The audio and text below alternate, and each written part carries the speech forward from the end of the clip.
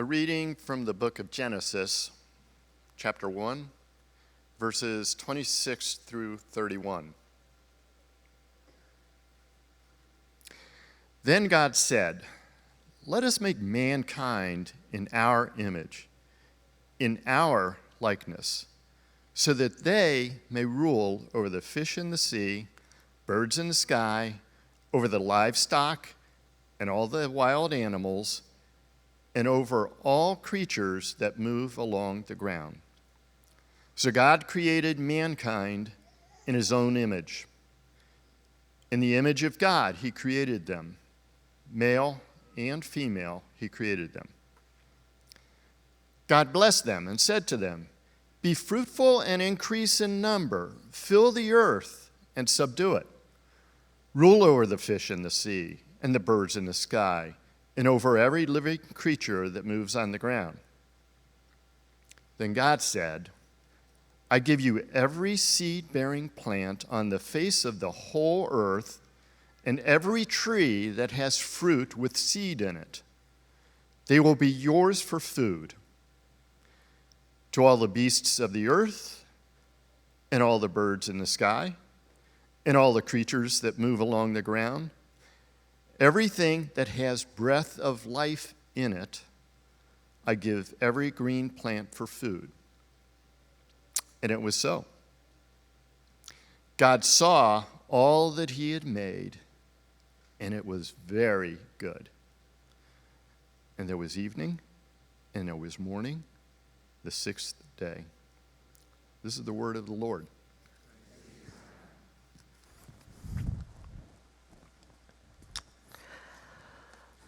So what is the number one question that people ask you here in this city when they first meet you?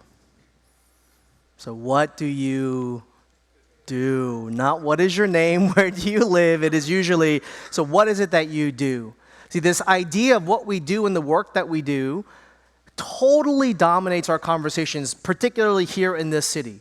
It has this impact of our view of ourselves. It can give us a lot of purpose and meaning to our lives. It even has the power to determine where you're going to live. I'm going to venture to guess that many of you even moved here or even into Brooklyn because of work.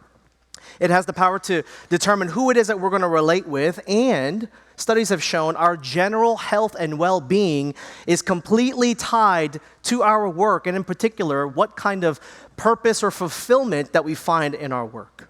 So this is a major topic that we're going to talk about. And, back in, right after World War II, this writer, Dorothy Sayers, she wrote this really profound article called "Why Work?" because she was really concerned with her current society's changing view of what work was and why people do it, and how that had the power to change the kind of society that they were going to be post-World War II. And today, we're sort of in a similar kind of a time, right? We're in this AI revolution that is forcing this conversation on us almost every single day as to what is work, why do we do it, and what, therefore, are the implications to the kind of people that we're becoming or the kind of society that we're hoping to become. Why do we work?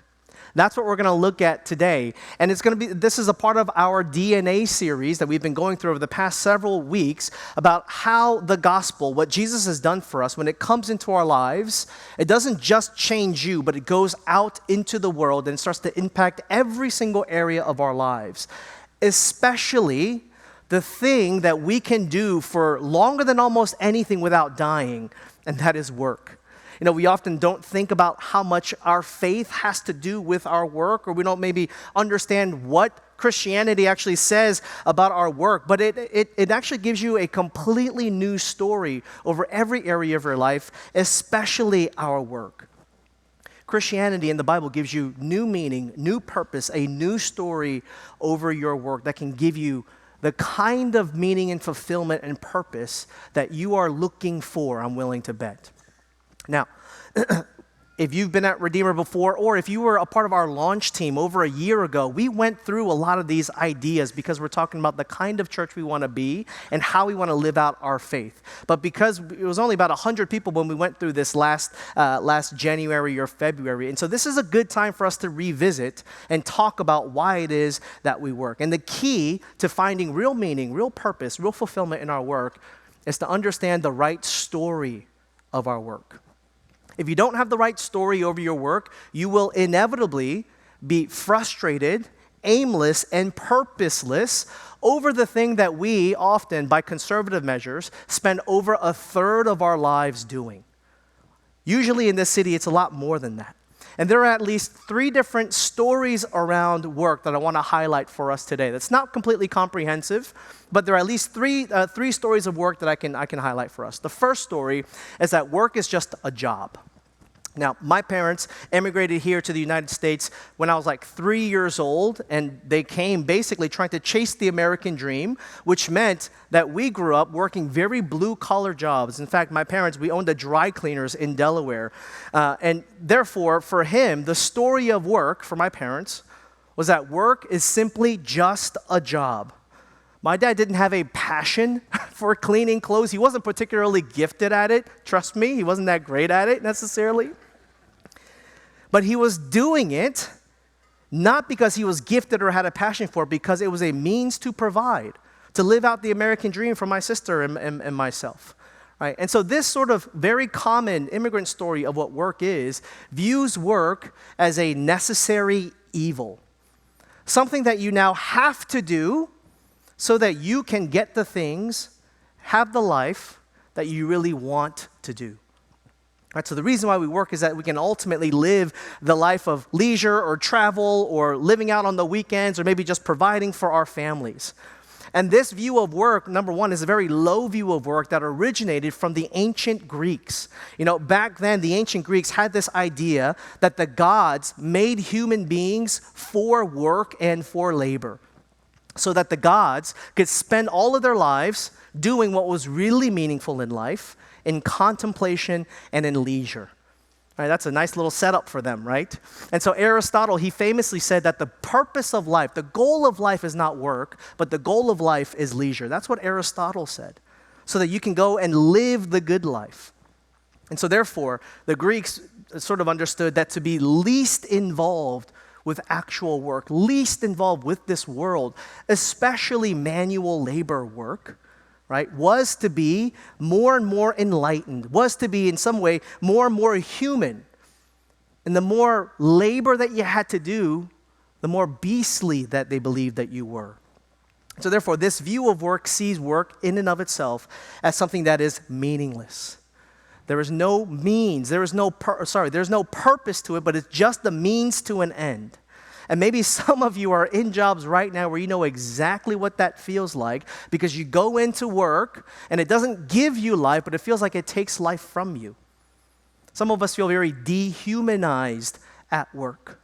And that's often because we have this low view of work, something that we wish we could escape and not do if we didn't have to.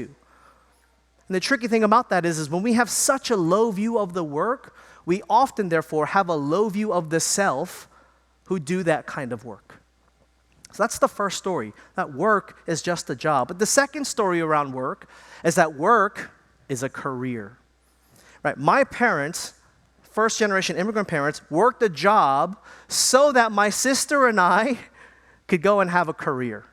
The reason why he worked that way was not so that I could go and do the same thing, but so that we could become doctors and lawyers and bankers. Probably didn't expect me to be a pastor.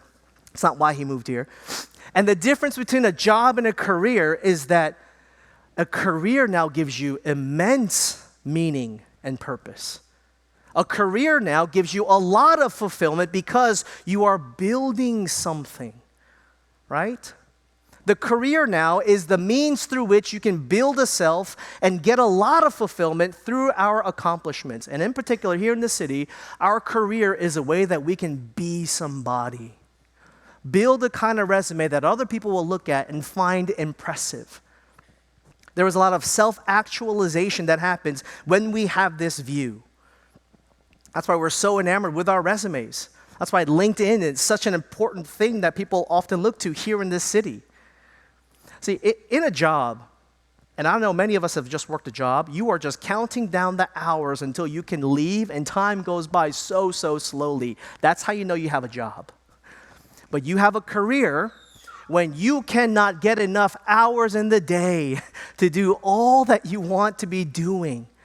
There is so much you can be doing to build a self and a sense of self and an identity, because it gives you a lot of meaning.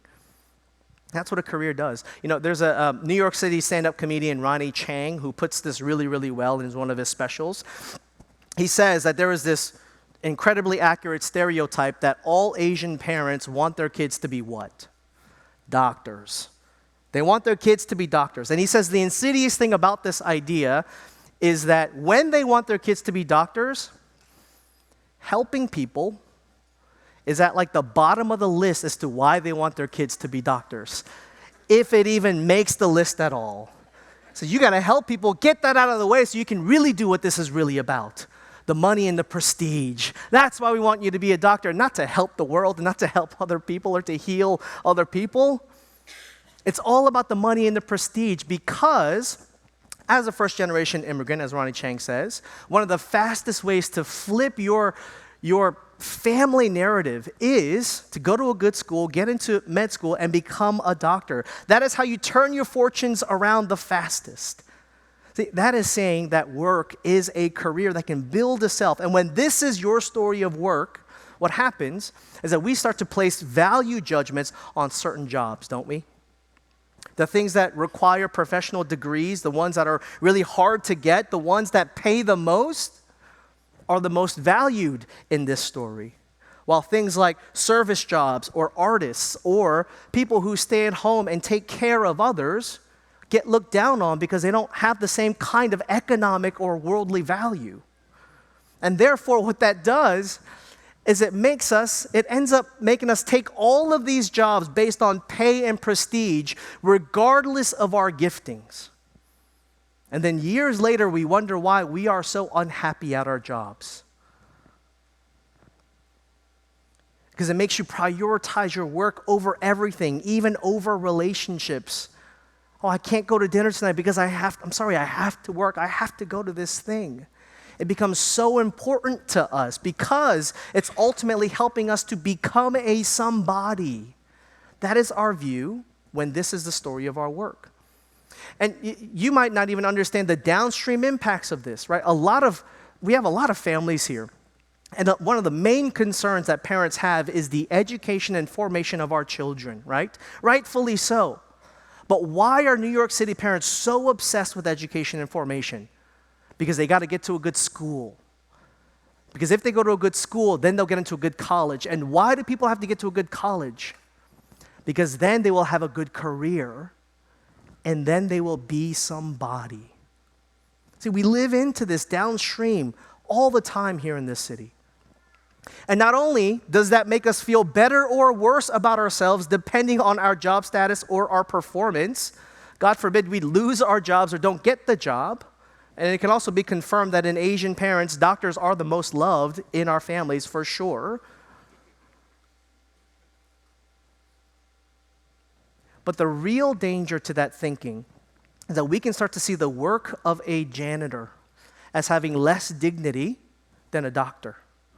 We can see people who are caretakers or cleaning and cooking in the service industries as being less of a reflection of God's image than someone who works in tech or is an investor or is a lawyer, right? These are the downstream impacts of having these kinds of stories deeply embedded in our lives and in our hearts.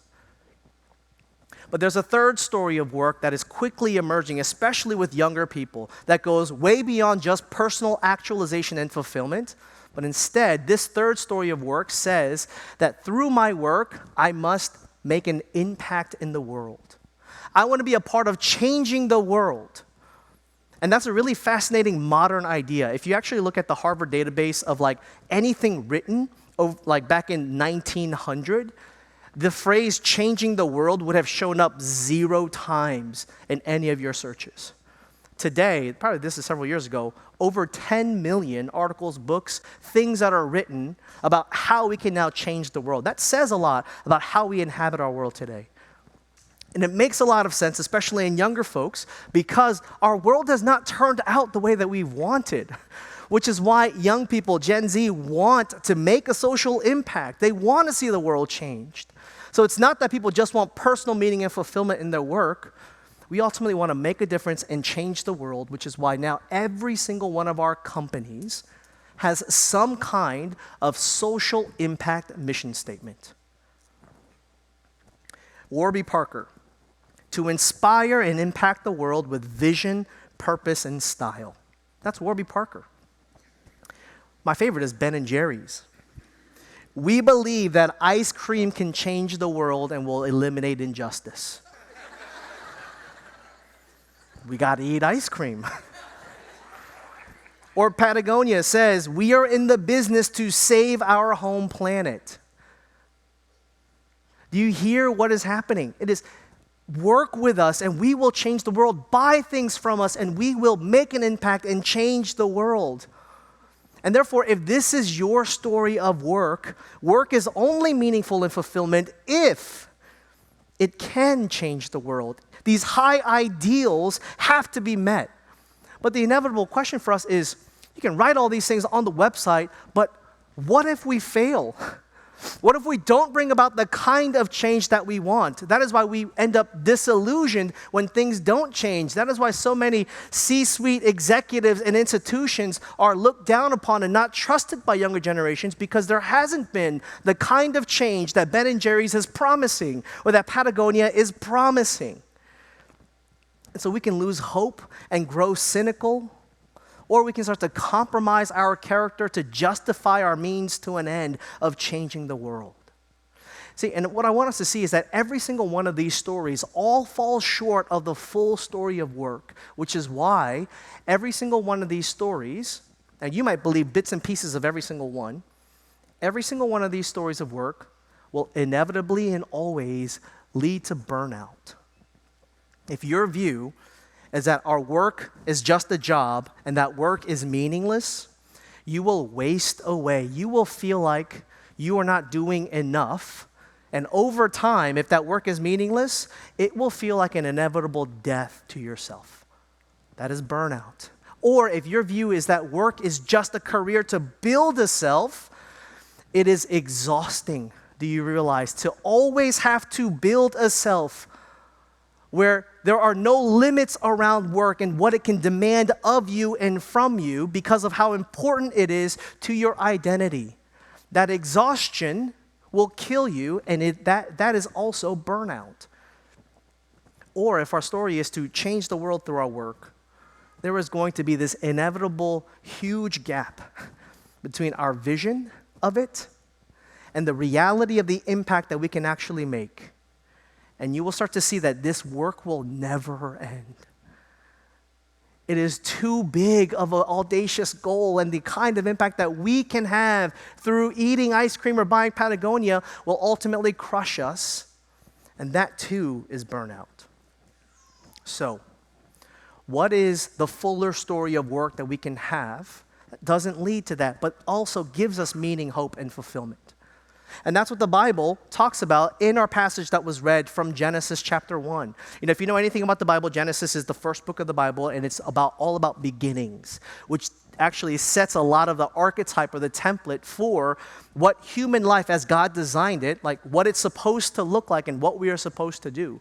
And in Genesis chapter 1, we read that work is not a job, work is not just a career, work is not to change the world. But the Bible teaches us that work is principally a calling or a vocation.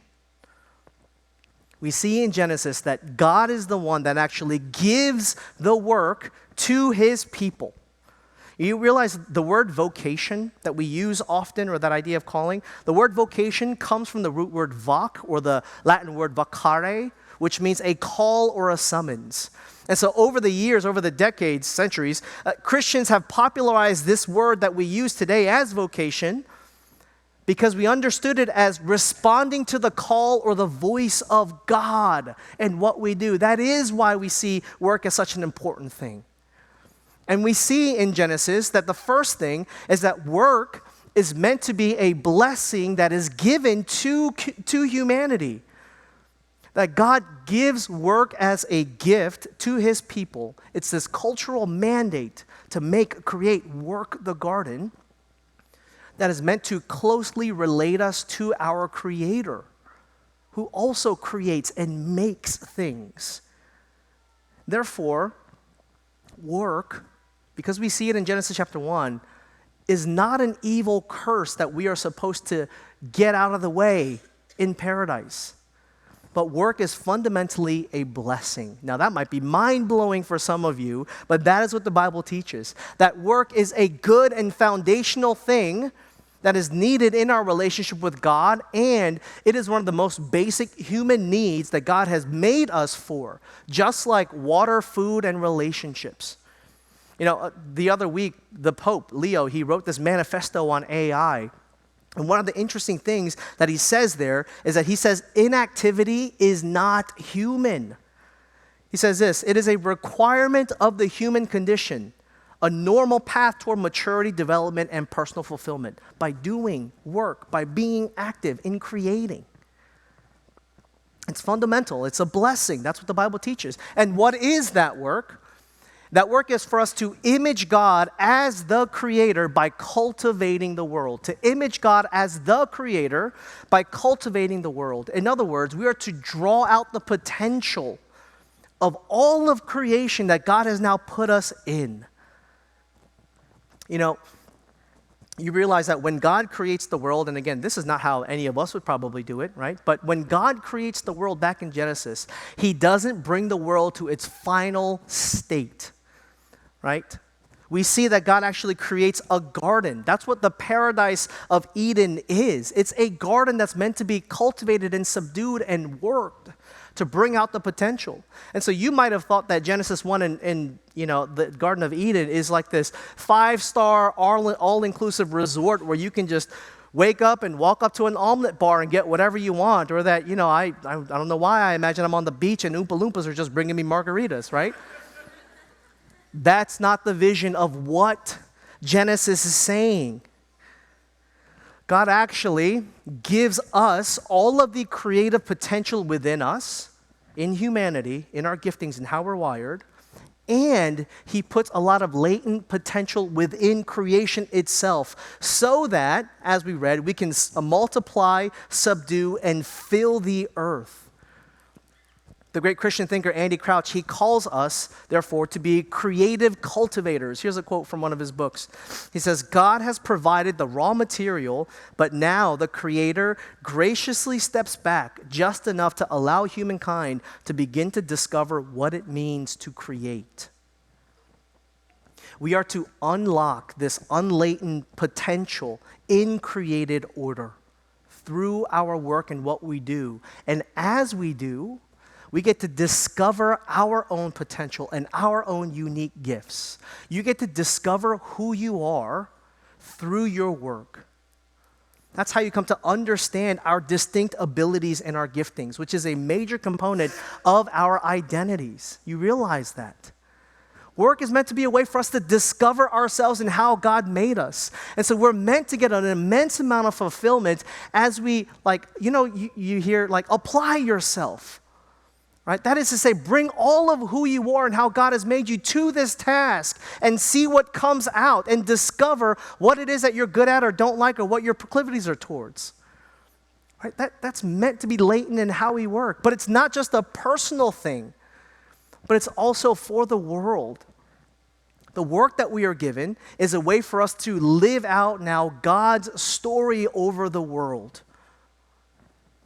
To live out and be a part of God's love and his care for his creation, to show his goodness and his righteousness and his justice and his beauty, who is active through our work. See, so it's not just about personal fulfillment, but it is also for the world. That is a totally different way for us to think about now why you work. It makes you ask completely different questions as to whether you should take this job or that job or move there for this or stay here for that. Because now it is no longer primarily about money and status and prestige. But now if you think about it as calling, it is how your particular giftings can be used to meet the needs of the people around you in order to multiply life. That is the cultural mandate. How your unique giftings can be used to meet the needs of the people around you in order to multiply life and therefore bring God glory through your work. That is what we are called to in the Garden of Eden in Genesis chapter 1, and that is still what we are called to today. Or in other words, you are called to love God and love your neighbor as yourself as your work. You know how you love God through your work? It is to apply yourself, your unique giftings, to try hard, to do good work. You realize that you bring God honor. When people look at you and say, wow, that was awesome work that you just did. I'm like, yeah, God made me this way. It brings God immense honor. It's a way of loving God as we give of ourselves in our work through the gifts that He's first given to us. But it's also a way for us to love our neighbor as ourselves.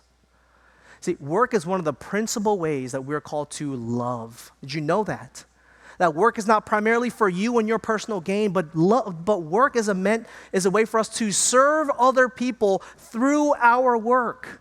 It's a radical idea for a lot of us that maybe aren't in the service industry where we may not be able to see those direct impacts. But our work is a way for us to love God and love our neighbor. And when you understand those two components, now you don't just have work, you now have a calling. That's what makes it a vocation. And as you do that, God is saying, I am actually at work through you by the power of the Holy Spirit to renew all things and to bring about the kind of change that our hearts are desperate for here in this world. When you start to see that, you start to ask lots of different questions. And before our hearts and minds start running off to all the different kinds of new jobs that we can now start to get so that we can honor God with it, what this is principally meant to first do to us is to help us to re-see our current callings, our current work, our current jobs, to reframe what it is that you do and why. Now, are you just an investor, a wealth manager that is just trying to maximize your financial payout at the end of the year? It's all about your bonus. Or are you called to be a steward of God's resources that helps to multiply life for more people? Are you in tech in order to move as fast as you can so that you can beat other people in the AI race at the cost of other people? Or are you thinking about the development of technologies in order to help other human beings flourish in what it means to be made in the image of God?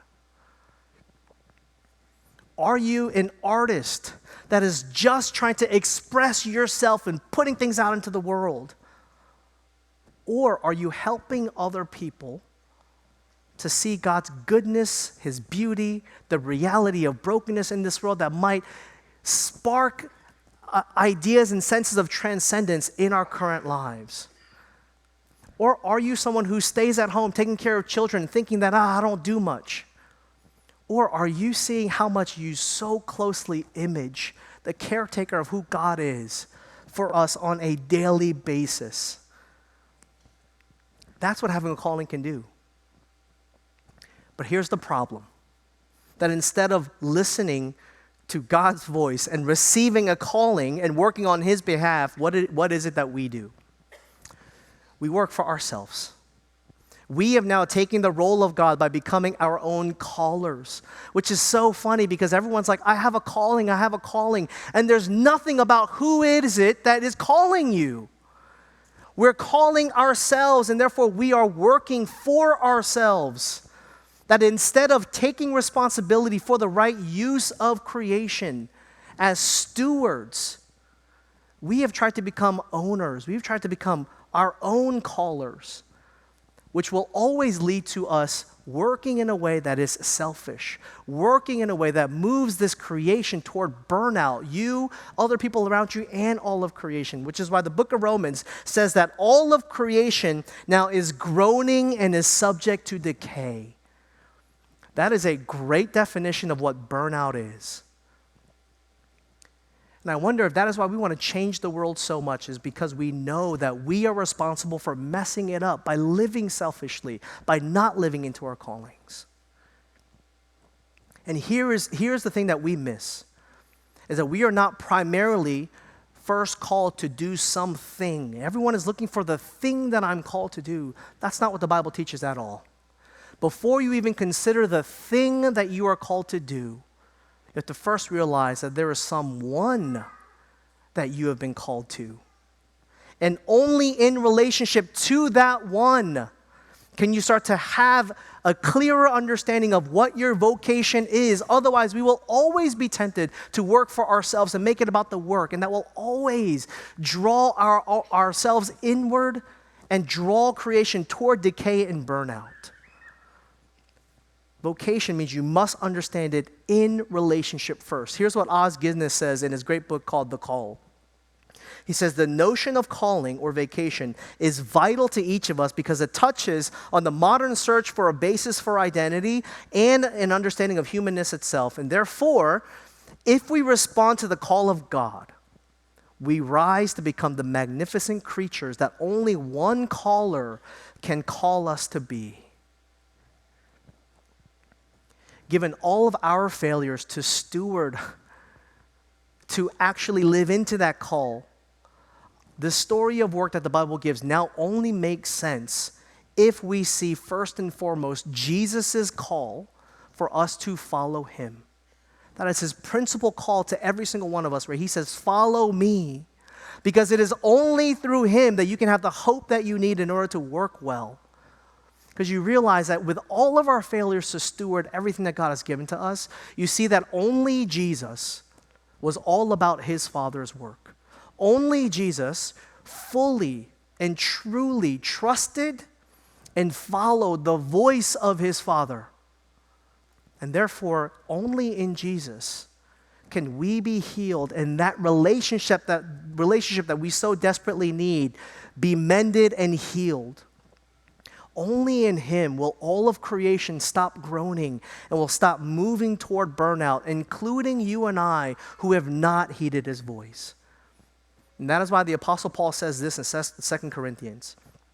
He says, therefore, if anyone is in Christ, you are a new creation. The old has gone and the new has come. Before you can go out and form the world, you first need to be formed. Before you can go out and fill the world, you first need to be filled. And because of our sin and our separation from God, living on our own, before we can go out and create and cultivate, this is teaching us that we need to be recreated in Christ, made whole in him, before we can go out and create and work in the way that God has called us to. And that is exactly what Jesus has done. He has reconciled us and restored our relationship to the caller.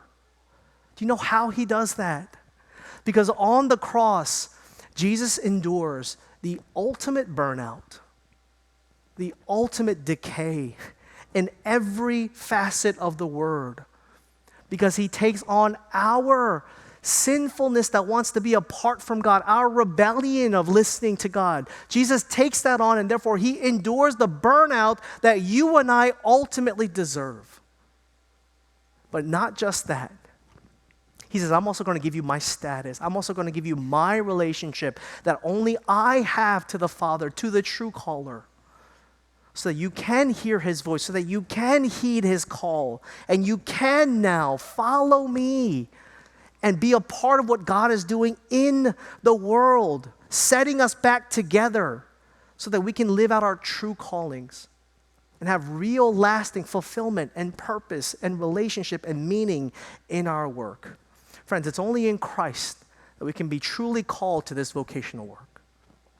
Let me just quickly close with this idea.